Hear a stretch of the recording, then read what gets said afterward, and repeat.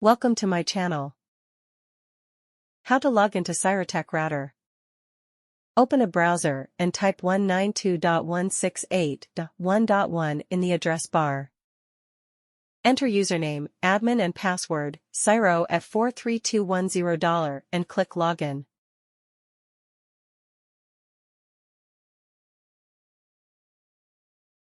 You will be logged into Syrotech Web UI.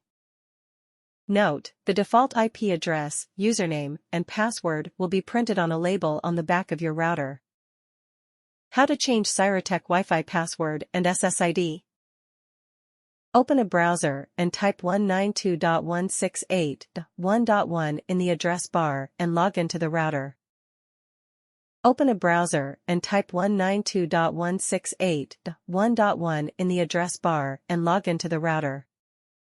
Enter your Wi-Fi network name in the SSID field. Enter your Wi-Fi password in the WPA pre-shared key field.